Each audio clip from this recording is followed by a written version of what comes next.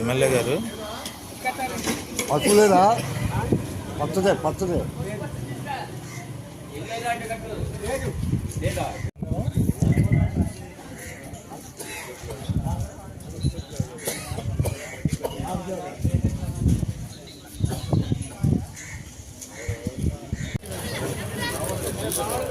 తీసుకోండి తీసుకోండి గురుగారు తీసుకొని వెనమాలే ఉండండి. రా తీసుకో.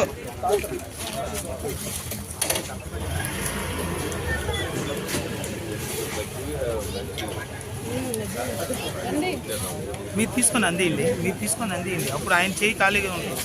అది మీరు తీసుకొని అందిస్తా ఉంటే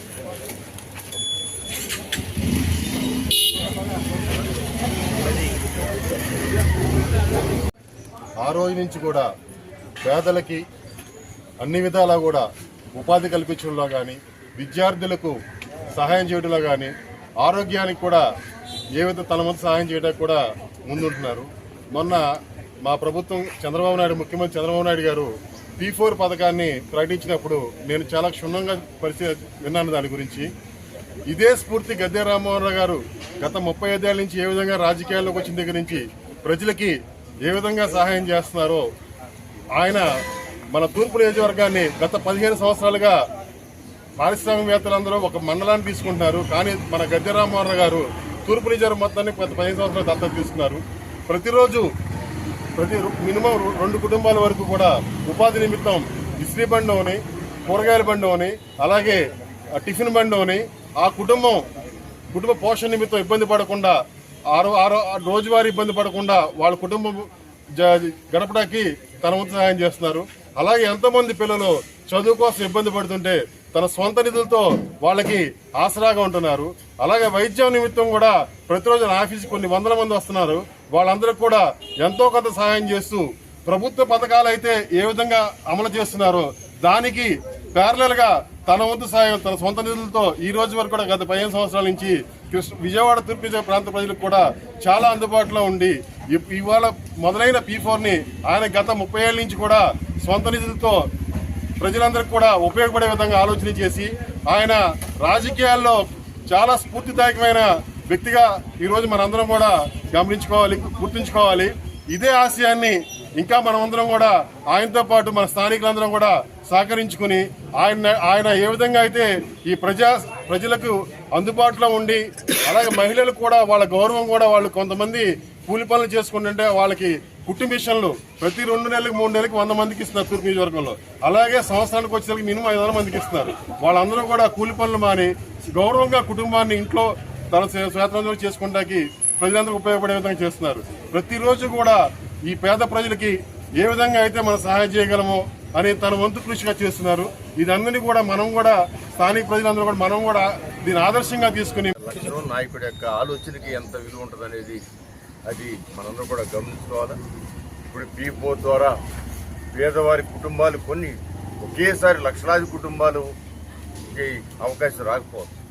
కానీ ఈ సంవత్సరం ఒక 10,000 కుటుంబాలు వస్తే వచ్చే సంవత్సరం 10,000 ఆ విధంగా ఆ కాన్సెప్ట్ పెరిగి ఒక వటవృక్షంలాగా ఈరోజు డాక్రా మహిళలు, డాక్రా గ్రూపులు అనేవి ఉంటే మహిళలు మంచిదని చెప్పి ఆయన చెప్పినప్పుడు ఎవరు నమ్మలా. కానీ వాళ్ళ డాక్రా వ్యవస్థ అనేకమైన బ్యాంకులకు కూడా ఉపాధి కలిగిస్తుందనేది ఒకసారి ఆలోచన చేసుకోవాలి. అంతమంది డాక్రా మహిళలు బ్యాంకుల్ని వాడుకోబట్టే బ్యాంకుల్లో కూడా అంతకుముందు ఎక్కడో ఆంధ్ర బ్యాంక్ అంటే విజయవాడ మొత్తం 2-3 ఉండేవి. ఇవాళ బజార్కు ఒక యూనియన్ బ్యాంక్ ఉంది, స్టేట్ బ్యాంక్ ఉంది. ఇవన్నీ కూడా డాక్రా మహిళలు అభివృద్ధి పెరిగే కొద్దీ బ్యాంకులు కూడా పెరుగుతారు. సో ఇవన్నీ కూడా ఒక మనిషి ఆలోచన ఎలా ఉండాలి అనేది చెప్పడానికి ఇవన్నీ కూడా చెప్పడం జరిగింది.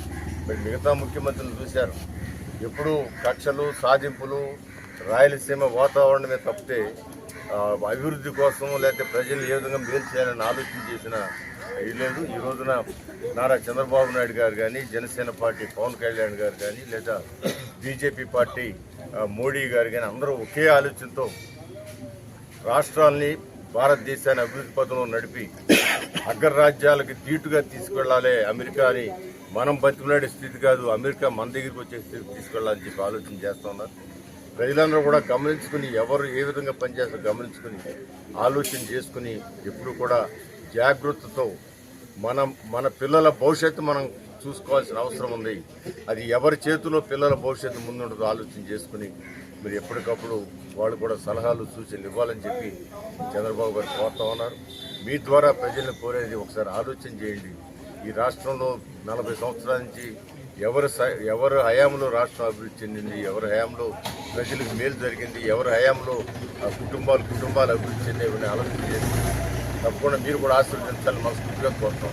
95వ సంవత్సరంలో నారా చంద్రబాబు నాయుడు గారు మొట్టమొదటి ముఖ్యమంత్రి అయినప్పుడు జన్మభూమి శ్రమదానం అనే కార్యక్రమాలు చేపట్టి రాష్ట్రంలో మారుమూల ప్రాంతాలు సైతం ఒక మొక్కలు పెంచడం కానీ, రోడ్ల నిర్మాణం కానీ, లేకపోతే స్కూల్స్ అన్నీ కూడా అక్కడ ఎవరైతే పూర్వ విద్యార్థులు ఉన్నారో ఆ స్కూల్లో విద్యార్థులందరికీ చైతన్యం కలిగి వాళ్ళకి స్ఫూర్తి ఇవన్నీ కూడా కలిగించి వాళ్ళందరూ కూడా వాళ్ళ ఊళ్ళో వచ్చి ఆ స్కూల్స్ని బాగు చేసేటట్టుగా కార్యక్రమాలు చేశారు. ఒకసారి మనం మర్చిపోలేము.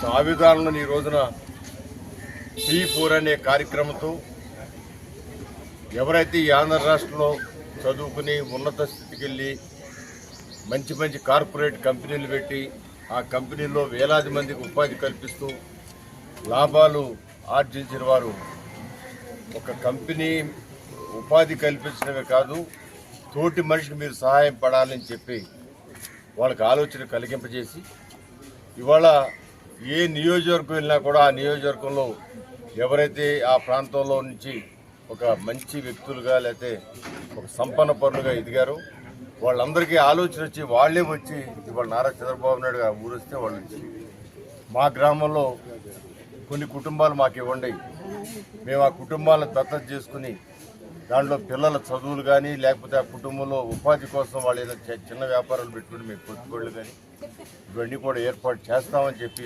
ప్రతి గ్రామం నుంచి అనేక మంది వస్తూ ఉన్నారంటే అది ఒక